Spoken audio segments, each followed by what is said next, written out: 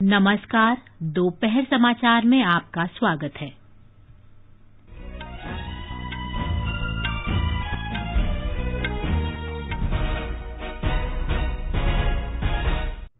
उच्चतम न्यायालय ने 3 नए कृषि कानूनों के अमल पर रोक लगाई, मुद्दों को सुलझाने के लिए विशेषज्ञ समिति का गठन। प्रधानमंत्री नरेंद्र मोदी ने आज राष्ट्रीय युवा संसद महोत्सव के समापन समारोह को संबोधित किया। कहा, नई शिक्षा नीति राष्ट्र निर्माण में एक महत्वपूर्ण कदम। इसमें युवाओं की समझ तथा सोच को प्राथमिकता दी गई है। राष्ट्र आज स्वामी विवेकानंद की जयंती मना रहा है। राष्ट्रपति, उपराष्ट्रपति और प्रधानमंत्री ने उन्हें श्रद्धांजलि अर्पित की। सरकार ने देश के विभिन्न भागों में कोविड-19 की वैक्सीन पहुंचाने का काम शुरू किया।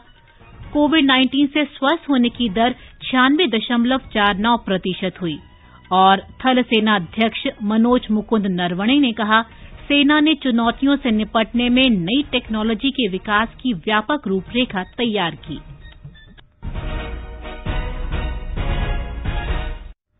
दोपहर समाचार में अतहर सईद के साथ मैं प्रियंका अरोड़ा। कोविड महामारी के खिलाफ देश एकजुट होकर लड़ रहा है। आप भी हमारे साथ सुरक्षा और बचाव के 3 आसान एहतियाती उपायों का संकल्प लें। मास्क पहनें, 2 गज दूरी है जरूरी, सुरक्षित दूरी बनाए रखें, हाथ और मुंह साफ रखें। और अब समाचार। उच्चतम न्यायालय ने 3 नए कृषि कानूनों के अमल पर रोक लगा दी है। अदालत ने किसान संगठनों और सरकार के बीच बने गतिरोध को हल करने तथा बातचीत का रास्ता निकालने के लिए विशेषज्ञों की एक समिति का गठन भी किया है। मुख्य न्यायाधीश एस.ए. बोबड़े की अध्यक्षता वाली पीठ ने कहा कि जो लोग इस गतिरोध को दूर करने के लिए वास्तव में इच्छुक हैं, वे समिति के समक्ष अवश्य उपस्थित होंगे। उच्चतम न्यायालय की ये पीठ संसद द्वारा पारित 3 नए कृषि कानूनों की संवैधानिक वैधता को चुनौती देने वाली याचिकाओं की सुनवाई कर रही थी। पीठ ने कहा कि हम इन कानूनों की वैधता के बारे में चिंतित हैं तथा प्रदर्शनों के कारण नागरिकों के जीवन और संपत्ति की सुरक्षा के लिए भी गंभीर हैं। मुख्य न्यायाधीश ने कहा कि गठित की गई समिति कोई आदेश पारित नहीं करेगी और न ही किसी को दंड देगी, बल्कि वह अपनी रिपोर्ट उच्चतम न्यायालय को प्रस्तुत करेगी। उन्होंने कहा कि इस मामले में समिति न्यायिक प्रक्रिया का एक हिस्सा है। प्रधानमंत्री नरेंद्र मोदी ने कहा है कि नौजवानों को देश का भाग्य लिखने के लिए आगे आना चाहिए। उन्होंने कहा कि हमारे युवाओं के कंधों पर देश के भविष्य के निर्माण का कार्य का नेतृत्व करने की जिम्मेदारी है। आज दूसरे राष्ट्रीय युवा संसद महोत्सव के समापन समारोह को वीडियो कॉन्फ्रेंसिंग के जरिए संबोधित करते हुए श्री मोदी ने कहा कि पहले लोगों के मन में ये धारणा बन गई थी कि अगर कोई नौजवान राजनीतिक क्षेत्र में आता है तो वो बर्बाद हो जाता है, लेकिन ये भी मानने लगे थे लोग कि सब कुछ बदल सकता है लेकिन राजनीति नहीं बदलती। लेकिन प्रधानमंत्री ने कहा कि आज स्थिति में बदलाव आया है और ईमानदार लोगों को भी राजनीति में जगह मिल रही है। ईमानदारी और अच्छा कार्य करना आज की राजनीति के लिए पहली अनिवार्य शर्त बन गए हैं। आज देश की जनता, देश के नागरिक इतने जागरूक हुए हैं कि राजनीति में वो ईमानदार लोगों के साथ खड़े होते हैं, ईमानदार लोगों को मौका देते हैं। देश की सामान्य जनता ईमानदार, समर्पित, सेवाभावी राजनीति में आए हुए लोगों के साथ डट करके खड़ी रहती है। ऑनेस्टी और परफॉर्मेंस आज की राजनीति की पहली अनिवार्य शर्त होती जा रही है। और देश में जो जागरूकता आई है ना, उसने ये दबाव पैदा किया है। भ्रष्टाचार जिनकी लीगेसी थी, उनका भ्रष्टाचार ही आज उन पर बोझ बन गया है। और ये देश के सामान्य नागरिक की जागरूकता की ताकत है। वो लाख कोशिशों के बाद भी इससे उभर नहीं पा रहे हैं। देश अब ईमानदारों को प्यार दे रहा है। प्रधानमंत्री ने कहा कि हमारी राजनीति को युवाओं की आवश्यकता है और राजनीति सार्थक बदलाव का रचनात्मक माध्यम है। नौजवानों को राजनीति में आने के लिए प्रेरित करते हुए श्री मोदी ने कहा कि अगर वे राजनीति में नहीं आए तो वंशवाद की राजनीति के जहर से लोकतंत्र कमजोर होता रहेगा। जब तक देश का सामान्य युवा राजनीति में नहीं आएगा, वंशवाद का ये जहर इसी तरह हमारे लोकतंत्र को कमजोर करता रहे। इस देश के लोकतंत्र को बचाने के लिए आपका राजनीति में आना जरूरी है। और ये जो लगातार हमारे युवा विभाग के द्वारा मॉक संसद के कार्यक्रम चलाए जा रहे हैं। देश के विषयों पर युवा मित्र मिलकर के चर्चा करें, देश के युवाओं को भारत के सेंट्रल हॉल तक लाया जाए। इसके पीछे मकसद भी यही है कि देश की नई युवा पीढ़ी को हम तैयार करें। प्रधानमंत्री ने कहा कि हमारे नौजवानों के लिए ऐसा माहौल बनाया जा रहा है जिससे वे अपने सपनों के अनुसार अपनी प्रतिभा का विकास कर सकें। प्रधानमंत्री ने कहा कि नई राष्ट्रीय शिक्षा नीति का मुख्य जोर युवाओं को बेहतर व्यक्ति बनाना है और बेहतर व्यक्तियों के माध्यम से बेहतर राष्ट्र का निर्माण करना है। आज जो देश में नई नेशनल एजुकेशन पॉलिसी लागू की गई है, उसका भी बहुत बड़ा फोकस बेहतर इंडिविजुअल्स के निर्माण पर है। व्यक्ति निर्माण से राष्ट्र निर्माण। ये पॉलिसी युवाओं की इच्छा, युवाओं के कौशल, युवाओं की समझ, युवाओं के फैसले को सर्वोच्च प्राथमिकता देती है। अब चाहे जो सब्जेक्ट चुनिए, चाहे जो कॉम्बिनेशन चुनिए, चाहे जो स्ट्रीम चुनिए, एक कोर्स को ब्रेक देकर आप दूसरा कोर्स शुरू करना चाहें तो आप वो भी कर सकते हैं। अब ये नहीं होगा कि पहले वाले कोर्स के लिए आपने जो मेहनत की थी वो बेकार हो जाएगी। आपको उतनी पढ़ाई का भी सर्टिफिकेट मिल जाएगा जो आगे ले जाएगा। प्रधानमंत्री ने कहा कि सरकार ऐसा माहौल बनाने का प्रयास कर रही है जिसमें युवाओं को जीवन में अच्छे अवसर प्राप्त हों। आज देश में एक ऐसा इकोसिस्टम विकसित किया जा रहा है जिसकी तलाश में अक्सर हमारे युवा विदेशों का रुख करते हैं। वहां की आधुनिक शिक्षा, बेहतर एंटरप्राइज अपॉर्चुनिटीज, टैलेंट को पहचानने वाली, सम्मान देने की वाली व्यवस्था उन्हें स्वाभाविक रूप से आकर्षित करती। अब देश में ही ऐसी व्यवस्था हमारे युवा साथियों को मिले, इसके लिए हम प्रतिबद्ध भी हैं, हम प्रयासरत भी हैं। हमारा युवा खुलकर अपनी प्रतिभा, अपने सपनों के अनुसार खुद को विकसित कर सके, इसके लिए आज एक एनवायरमेंट तैयार किया जा रहा है। स्वामी विवेकानंद का जिक्र करते हुए श्री मोदी ने कहा कि स्वामी जी ने हमेशा नौजवानों की शारीरिक और मानसिक दोनों ही क्षमताओं का विकास पर जोर दिया। उन्होंने कहा कि स्वामी विवेकानंद के उपदेशों से प्रेरित होकर सरकार भारतीय नौजवानों की मानसिक और शारीरिक क्षमताओं के विकास पर विशेष रूप से ध्यान दे रही है। स्वामी जी के कथन का जिक्र करते हुए प्रधानमंत्री ने कहा कि निर्भीक, निर्मल हृदय, साहसी और नई उम्मीदों से भरे नौजवान ही वो आधारशिला हैं जिस पर महान राष्ट्र के भविष्य का निर्माण होता है। प्रधानमंत्री ने कहा कि स्वामी जी युवाओं और उनकी शक्ति पर पूरा भरोसा करते थे। श्री मोदी ने कहा कि देश के आजाद होने के इतने वर्षों बाद भी आज हमें समाज में स्वामी जी का प्रभाव स्पष्ट रूप से दिखाई देता है। 2047 जब आजादी के 100 साल होंगे, ये 25-26 साल की यात्रा बहुत महत्वपूर्ण है। आप आज जिस उम्र में हैं, अब से जो समय शुरू हो रहा है अपना, वो आपके जीवन का स्वर्णिम काल है, उत्तम काल है। और वही कालखंड भारत को भी आजादी के 100 साल की तरफ ले जा रहा है। मतलब आपके विकास की ऊंचाइयां, आजादी के 100 साल की सिद्धियां दोनों कदम से कदम मिलाकर के चल रही है। मतलब आपकी जिंदगी के आने वाले 25-26 साल, देश के आने वाले 25-26 साल के बीच बहुत बड़ा तालमेल है, बहुत बड़ी अहमियत है। अपने जीवन में इन वर्षों में सर्वोच्च प्राथमिकता देश को दीजिए, देश की सेवा को दीजिए। स्वामी जी ने अध्यात्म, राष्ट्रवाद तथा राष्ट्र निर्माण और मानवता की सेवा के बारे में जो विचार व्यक्त किए, उनका आज भी हमारे देश के लोगों के मन पर असर है। अध्यात्म को लेकर उन्होंने जो कहा, राष्ट्रवाद, राष्ट्र निर्माण, राष्ट्र भक्ति को लेकर उन्होंने जो कहा, जन सेवा से जग सेवा को लेकर उनके विचार आज हमारे मन मंदिर में उतनी ही तीव्रता से प्रभावित होते हैं। मुझे विश्वास है आप युवा साथी भी इस बात को जरूर महसूस करते हो। कहीं पर भी विवेकानंद जी की तस्वीर देखते होंगे, कल्पना तक आपको नहीं होगी, मनोमन आपके मन में एक श्रद्धा का भाव जगता होगा, सर आपको उनको नमन करता होगा। ये अवश्य होता होगा। प्रधानमंत्री ने कहा कि स्वामी विवेकानंद ने हमें एक और बहुमूल्य उपहार दिया है और ये उपहार व्यक्तियों के माध्यम से संस्थाओं के निर्माण के रूप में था। उन्होंने कहा कि आज भी लोग स्वामी जी से प्रेरणा लेकर महान संस्थाओं का निर्माण कर रहे हैं। इस तरह की संस्थाओं से जुड़े लोग स्वामी जी के बताए रास्ते पर चलते हैं और अन्य लोगों को उनसे प्रेरणा मिलती है।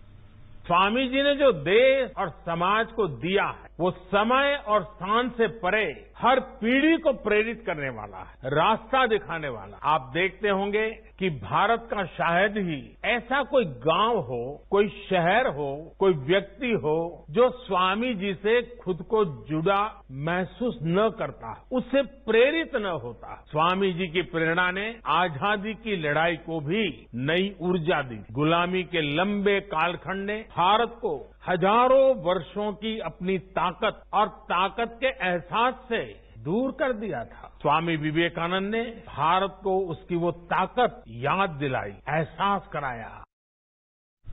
इस अवसर पर लोकसभा अध्यक्ष ओम बिड़ला ने कहा कि हमने केंद्र सरकार, राज्य विधानसभाओं और राज्य सरकारों के माध्यम से देश भर में युवाओं को संविधान के बारे में जागरूकता बढ़ाने के लिए एक अभियान शुरू किया है। इस अवसर पर शिक्षा मंत्री रमेश पोखरियाल निशंक ने कहा कि युवाओं का सशक्तिकरण समूचे देश का सशक्तिकरण है। युवा कार्य और खेल मंत्री किरेन रिजिजू ने कहा कि देश भर से 2,34,000 युवाओं ने इस बार के राष्ट्रीय युवा संसद महोत्सव में हिस्सा लिया। राष्ट्र आज युवाओं के प्रेरणा स्रोत स्वामी विवेकानंद की जयंती मना रहा है। देश के महान आध्यात्मिक नेताओं में प्रमुख स्वामी विवेकानंद ने विश्व को भारतीय अध्यात्म, वेदांत और योग से परिचित कराया। स्वामी विवेकानंद की जयंती देश में राष्ट्रीय युवा दिवस के रूप में भी मनाई जाती है। राष्ट्रपति, उपराष्ट्रपति और प्रधानमंत्री ने आज स्वामी विवेकानंद की जयंती पर उन्हें श्रद्धांजलि अर्पित की। राष्ट्रपति रामनाथ कोविंद ने कहा कि स्वामी जी समूची मानवता, खासतौर पर युवाओं के लिए प्रेरणा के स्रोत थे। उन्होंने भारत की आध्यात्मिक विरासत में नए जीवन का संचार किया और उसे विश्व में केंद्रीय स्थान दिलाया। राष्ट्रपति ने कहा कि स्वामी विवेकानंद के उपदेश सभी को प्रेरणा देते हैं। उपराष्ट्रपति एम वेंकैया नायडू ने कहा है कि स्वामी जी असाधारण प्रतिभा वाले विद्वान के साथ साथ अनोखे वक्ता और सच्चे राष्ट्रवादी थे। उन्होंने कहा कि विश्व बंधुत्व का स्वामी जी का संदेश आज शांतिपूर्ण सह अस्तित्व के लिए बहुत जरूरी है। श्री नायडू ने कहा कि स्वामी विवेकानंद ने समाज की बेहतरी के लिए कार्य किया और उनके उपदेश हम सबका मार्गदर्शन करते हैं। प्रधानमंत्री नरेंद्र मोदी ने कहा है कि स्वामी विवेकानंद अपने विचारों और कार्यों से भारत की संस्कृति और चेतना का मूर्तिमान रूप थे। स्वामी विवेकानंद की 158वीं जयंती पर पश्चिम बंगाल में विभिन्न कार्यक्रम आयोजित किए जा रहे हैं। राज्य के खेल और युवा कल्याण विभाग ने आज राष्ट्रीय युवा दिवस पर विवेक चेतना उत्सव का आयोजन किया। स्वामी जी के जन्म स्थान पश्चिमी कोलकाता में आज सुबह विभिन्न राजनीतिक दलों के नेताओं ने उन्हें श्रद्धांजलि अर्पित की। कोविड महामारी को देखते हुए रामकृष्ण मठ और मिशन के मुख्यालय बेलूर मठ में आम लोगों के आने पर प्रतिबंध है। केंद्रीय संस्कृति और पर्यटन मंत्री प्रहलाद सिंह पटेल ने आज सुबह बेलूर मठ जाकर स्वामी जी को श्रद्धांजलि अर्पित की। ये समाचार हमारी वेबसाइट newsonair.com/hindi और हमारे mobile app news on AIR पर भी उपलब्ध हैं।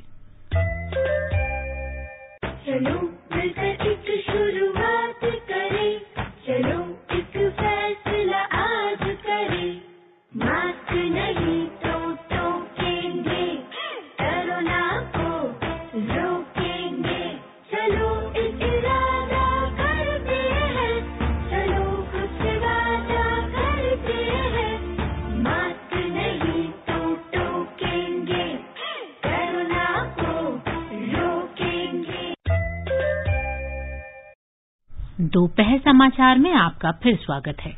आगे बढ़ने से पहले मुख्य समाचारों पर एक नजर। उच्चतम न्यायालय ने 3 नए कृषि कानूनों के अमल पर रोक लगाई, मुद्दों को सुलझाने के लिए विशेषज्ञ समिति का गठन। प्रधानमंत्री नरेंद्र मोदी ने आज राष्ट्रीय युवा संसद महोत्सव के समापन समारोह को संबोधित किया। कहा, नई शिक्षा नीति राष्ट्र निर्माण में एक महत्वपूर्ण कदम, इसमें युवाओं की समझ तथा सोच को प्राथमिकता दी गई है। राष्ट्र आज स्वामी विवेकानंद की जयंती मना रहा है। राष्ट्रपति, उपराष्ट्रपति और प्रधानमंत्री ने उन्हें श्रद्धांजलि अर्पित की। सरकार ने देश के विभिन्न भागों में कोविड-19 की वैक्सीन पहुंचाने का काम शुरू किया। कोविड-19 से स्वस्थ होने की दर 96.49% हुई और थल सेनाध्यक्ष मनोज मुकुंद नरवणे ने कहा, सेना ने चुनौतियों से निपटने में नई टेक्नोलॉजी के विकास की व्यापक रूपरेखा तैयार की। सरकार ने देश के विभिन्न भागों में कोविड-19 की वैक्सीन पहुंचाने का काम शुरू कर दिया है।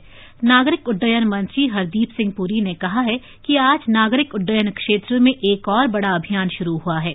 उन्होंने कहा कि कोरोना टीकों को ले जाने के लिए पहली 2 खेप स्पाइसजेट और गो एयर द्वारा पुणे से दिल्ली और चेन्नई के लिए रवाना की गई। एक ट्वीट में श्री पुरी ने कहा कि पुणे से टीकों की 56.5 लाख खुराक को लेकर आज air India, SpiceJet, Go Air और इंडिगो की 9 उड़ानें दिल्ली, चेन्नई, कोलकाता, गुवाहाटी, शिलांग, अहमदाबाद, हैदराबाद, विजयवाड़ा, भुवनेश्वर, पटना, बेंगलुरु, लखनऊ और चंडीगढ़ के लिए रवाना की गई। सूचना और प्रसारण मंत्री प्रकाश जावड़ेकर ने आज कहा कि पुणे से कोलकाता और देश के अन्य भागों में कोविड के टीके रवाना किए जा रहे हैं और विश्व का सबसे बड़ा टीकाकरण अभियान शुरू हो रहा है। एक ट्वीट में उन्होंने कहा कि टीके के डिब्बे पर लिखा हुआ वाक्य सभी रोगों से मुक्त हों स्वयं भारत की मंशा को स्पष्ट करता है। गुजरात में आज सुबह कोविड टीके की 2,76,000 खुराकें अहमदाबाद हवाई अड्डे पर पहुंची। राज्य के उप मुख्यमंत्री नितिन पटेल तथा स्वास्थ्य विभाग के अन्य वरिष्ठ अधिकारियों ने पुणे के संस्थान से आई टीकों की पहली खेप प्राप्त की। बाद में पत्रकारों को श्री पटेल ने बताया कि 16 जनवरी से टीकाकरण अभियान शुरू हो जाएगा। ब्यौरा हमारे संवाददाता से। कोरोना के खिलाफ लड़ाई के लिए वैक्सीन का पहला जत्था पुणे के इंस्टीट्यूट से गुजरात पहुंचते ही उसे गांधीनगर के रीजनल स्टोरेज केंद्र में रखा गया है। राज्य में ऐसे रीजनल स्टोरेज केंद्र अहमदाबाद, वडोदरा, राजकोट, सूरत और भावनगर में स्थापित किए गए हैं। सभी रीजनल केंद्र में वैक्सीन के 8 से 10 लाख डोज के सुरक्षित संग्रह की क्षमता है। राज्य में प्रथम चरण का टीकाकरण अभियान शनिवार को 256 बूथ पर एक साथ शुरू होगा। प्रथम चरण में स्वास्थ्य कर्मचारी और अग्रिम श्रेणी के कोरोना योद्धाओं को टीके दिए जाएंगे। इस बीच पिछले 24 घंटों में गुजरात में कोविड-19 के 615 नए मामले दर्ज किए गए। राज्य में इस वक्त 7,695 सक्रिय मामले हैं, जिसमें से 60 मरीजों को वेंटिलेटर पर रखा गया है। योगेश पंड्या, आकाशवाणी समाचार, अहमदाबाद। टीकों की पहली खेप तेलंगाना भी पहुंच चुकी है। सीरम इंस्टीट्यूट द्वारा तैयार 3,70,000 से अधिक कोविशील्ड टीकों के 30 बॉक्स शमशाबाद अंतर्राष्ट्रीय हवाई अड्डे पर पहुंच चुके हैं। ये सभी टीके हैदराबाद में कोटी स्थित कोविड केंद्रों में पहुंचा दिए गए हैं। इस महीने की 16 तारीख तक देश के सभी भागों में कोविड वैक्सीन पहुंचाने के कार्यक्रम के अंतर्गत ये टीके तेलंगाना भेजे गए हैं। भारत के औषध महानियंत्रक द्वारा मंजूर कोविड वैक्सीन कोविशील्ड की पहली खेप आज बेंगलुरु पहुंची। कर्नाटक के स्वास्थ्य और चिकित्सा शिक्षा मंत्री डॉक्टर के सुधाकर ने बेंगलुरु में संवाददाताओं को बताया कि 7,95,000 वॉयल की पहली खेप आज बेंगलुरु पहुंच गई है। देश के अन्य हिस्सों के साथ ही असम में भी कोविड टीकाकरण 16 जनवरी से शुरू करने की तैयारियां चल रही हैं। टीके की 17,000 शीशियों को लेकर एक विमान आज शाम गुवाहाटी पहुंचेगा। गुवाहाटी से इन टीकों को अगले 2 दिन में विभिन्न जिलों में पहुंचाया जाएगा। सरकारी सूत्रों ने बताया है कि राज्य के 74 स्थानों पर टीकाकरण किया जाएगा। हर स्थान पर 100 लोगों को टीका लगाया जाएगा। उधर बिहार में राज्य स्वास्थ्य विभाग ने सभी जिला अधिकारियों से कोविड टीकाकरण कार्यक्रम की वेबसाइट द्वारा जानकारी उपलब्ध कराने की व्यवस्था करने को कहा है। इस महीने की 16 तारीख से स्वास्थ्य कर्मियों के टीकाकरण के साथ ही देशव्यापी टीकाकरण शुरू किया जा रहा है। टीकाकरण उद्घाटन दिवस के लिए राज्य में कुल 300 स्थानों की पहचान की गई है। सरकार पहले दिन के टीकाकरण कार्यक्रम की समीक्षा के बाद राज्य के 700 स्वास्थ्य केंद्रों में टीकाकरण सुविधा बढ़ाने का निर्णय लेगी। बांग्लादेश में कोविड टीकाकरण कार्यक्रम फरवरी महीने के पहले सप्ताह से शुरू होगा। इसकी घोषणा स्वास्थ्य सेवा के महानिदेशक प्रोफेसर अबुल बशर मोहम्मद खुर्शीद आलम ने की। उन्होंने बताया कि 21 से 25 जनवरी के बीच भारत से टीके बांग्लादेश पहुंच जाएंगे। भारत से टीकों के पहुंचने के 1 सप्ताह के बाद टीकाकरण शुरू हो जाएगा। देश में कोविड-19 महामारी से स्वस्थ होने की दर बढ़कर 96.49% हो गई है। पिछले 24 घंटों में 18,000 से अधिक रोगी स्वस्थ हुए हैं, जिससे महामारी का प्रकोप फैलने के बाद से अब तक स्वस्थ हुए लोगों की कुल संख्या 1 करोड़ 1 लाख से अधिक हो गई है। स्वास्थ्य मंत्रालय ने कहा है कि भारत दुनिया के उन चंद देशों में शामिल है जिनकी कोविड महामारी से ठीक होने की दर दुनिया में सबसे अधिक रही है। इस समय देश में संक्रमित लोगों की संख्या कोविड-19 के संक्रमण की पुष्टि वालों की कुल संख्या का सिर्फ 2.07% है। देश में महामारी से पीड़ित रोगियों की कुल संख्या 2,16,000 है। पिछले 24 घंटों के दौरान 12,584 नए मामले दर्ज किए गए, जिससे देश में महामारी का प्रकोप फैलने के बाद से अब तक इसकी चपेट में आए लोगों की कुल संख्या 1 करोड़ 4 लाख से अधिक हो गई है। भारतीय आयुर्विज्ञान अनुसंधान परिषद ICMR के अनुसार पिछले 24 घंटों में कोविड महामारी के 8,97,000 से अधिक परीक्षण किए गए। देश भर में अब तक महामारी के 18 करोड़ 26 लाख से अधिक कुल परीक्षण किए जा चुके हैं। आकाशवाणी का समाचार सेवा प्रभाग आज अपने फोन इन कार्यक्रम में हिंदी और अंग्रेजी में कोविड पर विशेष परिचर्चा प्रसारित करेगा। ये कार्यक्रम आज रात 9:30 बजे से FM गोल्ड और अतिरिक्त मीटरों पर सुना जा सकता है। नई दिल्ली स्थित GB पंत अस्पताल के डॉक्टर संजय पांडे परिचर्चा में भाग लेंगे। श्रोता हमारे टोल फ्री नंबर 1800115767 पर फोन कर विशेषज्ञ से सीधे सवाल पूछ सकते हैं। लैंडलाइन नंबर 011-2331-4444 पर भी सवाल पूछे जा सकते हैं। हमारे Twitter handle @AIR News Alerts पर भी #AskAIR के जरिए भी सवाल पूछ सकते हैं। ये कार्यक्रम हमारी वेबसाइट newsonair.com और हमारे YouTube channel news on AIR official पर भी उपलब्ध रहेगा। Mobile app news on AIR से भी अपडेट लिए जा सकते हैं। ये समाचार आकाशवाणी से प्रसारित किए जा रहे हैं। ताजा समाचार जानने के लिए आप हमारे Twitter handle @AIR News Hindi को फॉलो कर सकते हैं। ये आकाशवाणी है। थल सेना अध्यक्ष मनोज मुकुंद नरवणे ने कहा है कि सेना की भावी चुनौतियों से निपटने में टेक्नोलॉजी के इस्तेमाल को ध्यान में रखते हुए नई टेक्नोलॉजी के विकास की व्यापक रूपरेखा तैयार कर ली गई है। थल सेना अध्यक्ष ने कहा कि पाकिस्तान आतंकवाद से बाज नहीं आ रहा है और अपनी सरकारी नीति के औजार के तौर पर इसका इस्तेमाल कर रहा है। उन्होंने कहा कि भारत सीमा पार से फैलाए जाने वाले आतंकवाद को कतई बर्दाश्त न करने की नीति पर चल रहा है और वो हरेक उकसावे का करारा जवाब देने के अपने अधिकार का इस्तेमाल कर रहा है। जनरल नरवणे ने कहा कि भारत ने आतंकवाद के खिलाफ अपना संदेश स्पष्ट रूप से दे दिया है। नई दिल्ली में संवाददाताओं से बातचीत में जनरल नरवणे ने कहा कि पाकिस्तान और चीन एकजुट होकर भारत के लिए संभावित खतरा बने हुए हैं, लेकिन उन्होंने कहा कि भारत किसी भी स्थिति से निपटने के लिए पूरी तरह तैयार है और इस संबंध में उसकी तैयारी बड़े ऊंचे दर्जे की है। केंद्र सरकार के पशुपालन और डेयरी मंत्रालय ने कहा है कि देश के 10 राज्यों में बर्ड फ्लू की पुष्टि हुई है। ये 10 राज्य हैं केरल, राजस्थान, मध्य प्रदेश, हिमाचल प्रदेश, हरियाणा, गुजरात, उत्तर प्रदेश, महाराष्ट्र, दिल्ली और उत्तराखंड। इस संक्रमण के मनुष्यों में फैलने की कोई सूचना नहीं है। मंत्रालय ने कहा है कि राज्य सरकारों से आग्रह किया गया है कि लोगों को इस संक्रमण के बारे में जागरूक करें और गलत जानकारी से बचाएं। राज्यों से ये भी कहा गया है कि वे अपने यहाँ जलाशयों, पक्षियों के बाजारों, चिड़ियाघरों और मुर्गी पालन फार्मों की निगरानी बढ़ाने के साथ ही कचरे के निष्पादन पर भी ध्यान दें। राजस्थान के 2 और जिलों में मृत पाए गए पक्षियों के नमूनों में बर्ड फ्लू की पुष्टि हुई है। हमारे संवाददाता ने बताया है कि अब तक राज्य के 33 में से 15 जिलों में एवियन फ्लू के मामले सामने आ चुके हैं। राज्य के टोंक और करौली जिलों में भी कल वायरस की पुष्टि हुई है। अब तक विभिन्न जिलों में 3,300 से ज्यादा पक्षियों की मृत्यु हो चुकी है, जिनमें से ज्यादातर कौवे हैं। इसके अलावा मोर और कबूतर की भी मृत्यु हुई है। कल जयपुर चिड़ियाघर में दुर्लभ प्रजाति के ब्लैक स्टॉर्क सहित कुछ अन्य पक्षियों की मृत्यु हो गई, जिसके बाद चिड़ियाघर को बंद कर दिया गया। पशुपालन विभाग के अधिकारियों ने बताया कि स्थिति पर नजर रखी जा रही है और अभी तक कहीं से भी राज्य में कहीं भी मुर्गियों में वायरस की पुष्टि नहीं हुई है। जितेंद्र द्विवेदी, आकाशवाणी समाचार, जयपुर। देश के अन्य राज्यों के साथ ही महाराष्ट्र में भी बर्ड फ्लू के मामले मिले हैं, लेकिन राज्य के मुर्गी फार्मों में एवियन फ्लू का असर नहीं दिखा है। हमारे संवाददाता ने बताया है कि यहां की मुर्गियों को पहले ही विसंक्रमित किया जा चुका है।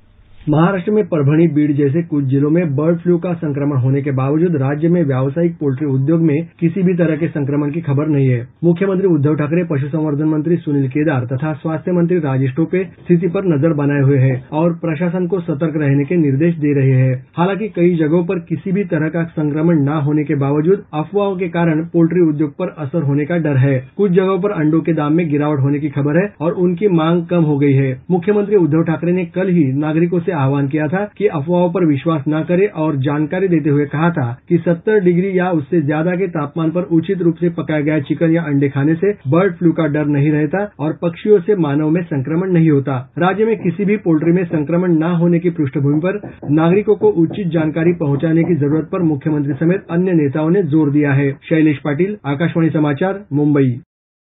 मध्य प्रदेश के 41 जिलों में लगभग 1,500 कौवों और जंगली चिड़ियों की अस्वाभाविक मौत का समाचार मिला है। अब तक राज्य के 18 जिलों में बर्ड फ्लू के मामलों की पुष्टि हो चुकी है। एक रिपोर्ट। प्रदेश के पशुपालन मंत्री प्रेम सिंह पटेल ने कहा है कि भारत शासन द्वारा जारी एडवाइजरी के अनुसार प्रदेश में बर्ड फ्लू की रोकथाम के लिए हर संभव प्रयास किए जा रहे हैं। प्रधानमंत्री श्री मोदी के सोमवार को वीडियो कॉन्फ्रेंसिंग के दौरान दिए गए निर्देशों के अनुसार प्रदेश के जल स्रोतों, पक्षी स्थलों, चिड़ियाघरों पर लगातार निगरानी रखी जा रही है। मृत पक्षी की सूचना पर तुरंत सैंपल इकट्ठा कर भोपाल स्थित लैब को भेजा जा रहा है। प्रदेश में अब तक 18 जिलों में कौवों और जंगली पक्षियों में बर्ड फ्लू की पुष्टि हुई है। भोपाल स्थित राष्ट्रीय उच्च सुरक्षा रोग अनुसंधान प्रयोगशाला को विभिन्न जिलों से अब तक 334 सैंपल जांच के लिए भेजे जा चुके हैं। पूजा पी वर्धन, आकाशवाणी समाचार, भोपाल। राष्ट्रीय जल जीवन मिशन का 6 सदस्यीय दल रविवार से 4 दिन की यात्रा पर मणिपुर में है। इस दल का उद्देश्य जल जीवन मिशन के अंतर्गत हर घर जल के लक्ष्य को प्राप्त करने के सिलसिले में राज्य सरकार को तकनीकी सहायता उपलब्ध कराना है। ये दल राज्य के कक्चिंग, थोउबाल, बिष्णुपुर और नोनी जिलों का दौरा करेगा। दल के सदस्य जल आपूर्ति योजना को लागू करने वाले क्षेत्रीय अधिकारियों के अतिरिक्त ग्राम प्रधानों, ग्राम पंचायतों के सदस्यों के साथ इस योजना के बारे में विचार विमर्श करेंगे। भारतीय अंतर्राष्ट्रीय फिल्मोत्सव के लिए आज फेस्टिवल कैलाइडोस्कोप में दिखाई जाने वाली फिल्मों की सूची जारी कर दी गई है। इस खंड में दुनिया भर की 12 फिल्मों को दिखाया जाएगा। ये फिल्में हैं we still have the deep black night, window boy would also like to have a submarine, forgotten we will be, Haifa street, love affairs, apple, Parthenon, my little sister, the death of cinema, my father 2, the big hit, valley of the gods और night of the kings. इस वर्ष के गणतंत्र दिवस के अवसर पर देशभक्ति का माहौल बनाने के लिए सूचना प्रसारण मंत्रालय, राष्ट्रीय फिल्म विकास निगम एनएफडीसी के सहयोग से माईगव ओपन फोरम पर लघु फिल्मों की ऑनलाइन प्रतियोगिता का आयोजन और प्रसारण कर रहा है। इसका विषय है कर सकते हैं, करके दिखाएंगे की भावना के साथ न्यू इंडिया का अभ्युदय। प्रतियोगिता में भाग लेने वाले अपनी लघु फिल्में यूट्यूब या वेन्यू जैसी ऑनलाइन स्ट्रीमिंग साइट्स पर अपलोड कर उसका लिंक कमेंट बॉक्स में लिख कर दे सकते हैं। गूगल ड्राइव या वेट ट्रांसफर लिंक से भेजी गई प्रविष्टियों को स्वीकार नहीं किया जाएगा। स्टोरी बोर्ड, लघु फिल्म की पटकथा, वर्ड या पीडीएफ डॉक्यूमेंट और पिक्चर भी स्वीकार नहीं की जाएंगी। सर्वश्रेष्ठ प्रविष्टियों को नकद पुरस्कार दिए जाएंगे। पहला पुरस्कार 1 लाख रुपए, दूसरा 50,000 और तीसरा 25,000 रुपए का होगा। लघु फिल्म प्रतियोगिता के लिए प्रविष्टियों का भेजा जाना 8 जनवरी से शुरू हो चुका है और ये इस महीने की 20 तारीख तक जारी रहेगा। और अब एक नजर आज के मौसम पर। राष्ट्रीय राजधानी दिल्ली में आज न्यूनतम तापमान 6 डिग्री रहा और अधिकतम 18 डिग्री सेल्सियस रहने का अनुमान है। मुंबई में आसमान साफ है, तापमान 23 डिग्री से 35 डिग्री सेल्सियस के बीच रहने की संभावना है। चेन्नई में हल्की बारिश हो सकती है, तापमान 25 से 30 डिग्री सेल्सियस के बीच रहेगा। वहीं कोलकाता में न्यूनतम तापमान 18 डिग्री सेल्सियस दर्ज किया गया और अधिकतम तापमान 29 डिग्री सेल्सियस रहने के आसार हैं। श्रीनगर में सुबह न्यूनतम तापमान 0 से 2 डिग्री नीचे रहा और अधिकतम 6 डिग्री सेल्सियस के बीच रहेगा। जम्मू में न्यूनतम तापमान 7 डिग्री सेल्सियस रहा, जबकि अधिकतम तापमान 15 डिग्री सेल्सियस रहने का अनुमान है। लेह में आसमान साफ है, न्यूनतम तापमान 0 से 14 डिग्री सेल्सियस नीचे दर्ज किया गया है, जबकि अधिकतम 0 डिग्री रहने की संभावना है। गिलगित में भी आसमान साफ है, तापमान 0 से 2 डिग्री सेल्सियस नीचे और 6 डिग्री सेल्सियस के बीच रहने का अनुमान है। मुजफ्फराबाद में आसमान साफ रहेगा, तापमान 2 और 17 डिग्री सेल्सियस के बीच रहने की संभावना है। देहरादून में न्यूनतम तापमान 6 डिग्री सेल्सियस दर्ज किया गया, जबकि अधिकतम तापमान 23 डिग्री सेल्सियस रहेगा। गुवाहाटी में सुबह कोहरा छाया रहा, न्यूनतम तापमान 15 डिग्री सेल्सियस रहा, जबकि अधिकतम तापमान 25 डिग्री सेल्सियस रहने की संभावना है। समाचार कक्ष से दिव्या तोमर। और अंत में मुख्य समाचार एक बार फिर। उच्चतम न्यायालय ने 3 नए कृषि कानूनों के अमल पर रोक लगाई, मुद्दों को सुलझाने के लिए विशेषज्ञ समिति का गठन। प्रधानमंत्री नरेंद्र मोदी ने आज राष्ट्रीय युवा संसद महोत्सव के समापन समारोह को संबोधित किया। कहा, नई शिक्षा नीति राष्ट्र निर्माण में एक महत्वपूर्ण कदम, इसमें युवाओं की समझ तथा सोच को प्राथमिकता दी गई है। राष्ट्र आज स्वामी विवेकानंद की जयंती मना रहा है। राष्ट्रपति, उपराष्ट्रपति और प्रधानमंत्री ने उन्हें श्रद्धांजलि अर्पित की। सरकार ने देश के विभिन्न भागों में कोविड-19 की वैक्सीन पहुंचाने का काम शुरू किया। कोविड-19 से स्वस्थ होने की दर 96.49% हुई और थल सेना अध्यक्ष मनोज मुकुंद नरवणे ने कहा, सेना ने चुनौतियों से निपटने में नई टेक्नोलॉजी के विकास की व्यापक रूपरेखा तैयार की। इसके साथ ही दोपहर समाचार का ये अंक समाप्त हुआ। नमस्कार।